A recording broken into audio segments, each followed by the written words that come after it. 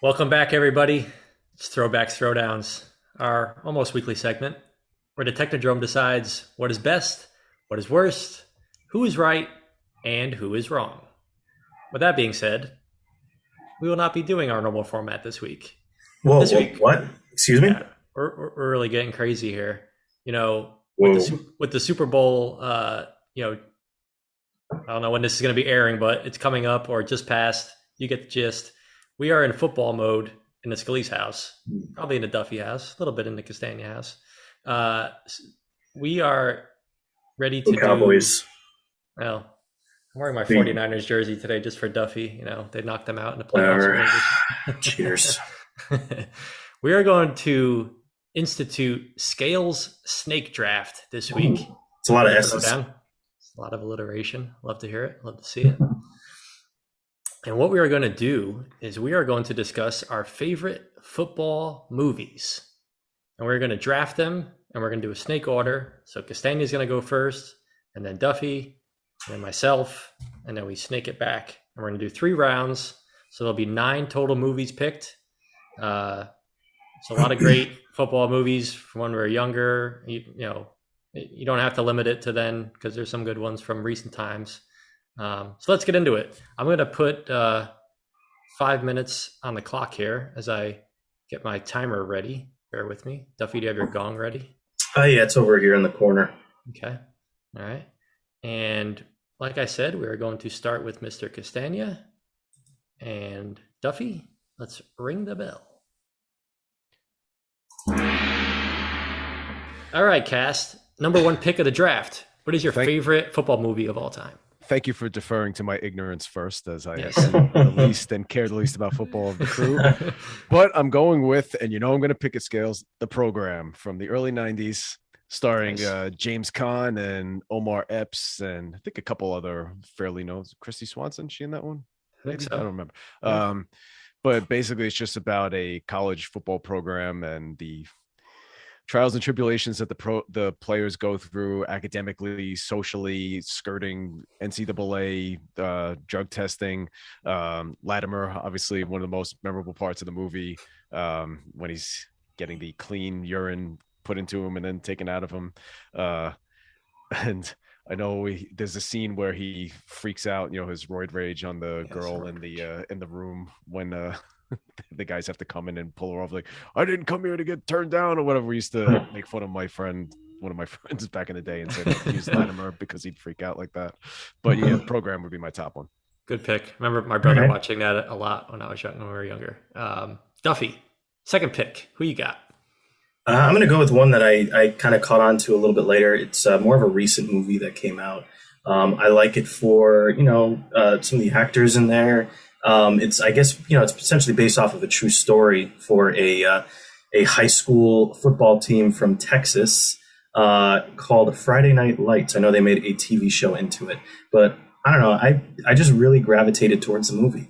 I think it's just very well done. It falls, what is it, the Permian Tigers? Is that what it is? I think so. And it just kind of follows them through a season, and it shows like the life that some of these kids have to go through, and the pressure that's put on them for playing high school football.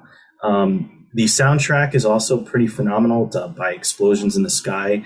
It basically just do all instrumental, but they compose the entire soundtrack from it. So if you're into that kind of thing, you should check them out too. But yeah, it's very well done. It's follows them. It's down to the wire kind of a situation into the essentially the championship game where they're kind of down and out, and even just to get into the playoffs, they essentially do a coin flip to get in. It's a good movie. Give it a try if you like sports, if you like football, go that route. Good pick. It's a great movie. All right, I'm up for 2 in a row here. So my first one is going to be, let's go with Remember the Titans. That's going to be my first pick. Denzel Washington. I mean, what more can you say about one of the greatest actors of all time? I think it's basically the same role in every movie. Yeah, this one is based on a true story about a 1971 high school football team in Alexandria, Virginia. Basically, it was an all-white school and it was an all-black school, and it got desegregated, and they brought them together. And basically they wanted the black coach to take over and the white coach become the assistant, and there was some tension there. Obviously, the racial problems between the players, and they kind of have this coming together. They visit like Gettysburg, and they have this like coming together moment. And they, the team does great and end up. There's some other stuff that goes down with referees being shady because of the race relations, but they end up winning. They're winning the championship at the end. And of course, there's the really bad injury in the car wreck with one of the players, and I won't give any spoilers on. Some people may want to go watch this movie if they've never seen it. But remember the Titans. That's my first pick. My second pick. Thank you. Second pick. I'm gonna go the comedy route, and I'm gonna go back to the early '90s. One of my favorite movies growing up, Necessary Roughness. Scott Bakula plays like a 30-year-old getting back into college quarterback. Is it like Armadillo or the Armadillos the or something? Texas State Armadillos. Just a great cast. I've seen that in so long. Yeah, Kathy Ireland when she was like in her heyday. Oh yeah, was she a kicker? She was the kicker. Yeah, that's right. The big like Samoan like center. He had a crush on her. Sinbad. Yeah, just. Oh yeah, he was. Oh man. Great. Yeah, great movie. Great funny football film. One of my favorites. Back to you, Duff. Who you got? True underdog story here. I could never do what he did, but I mean, I feel like this is one of those real feel good, you put it on when you're kind of feeling like, and you finish the movie and you're like,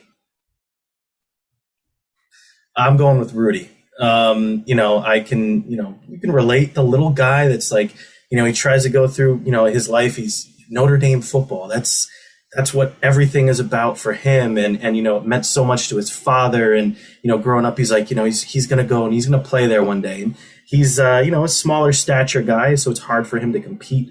But, he tries and he tries. He gives it his all. And, his grades aren't always the best. So it takes him a while just to get into Notre Dame. But he finally gets in and he's on the practice squad. And he's basically given 100%, not to give everything away, but I'm sure a lot of you guys have probably seen it.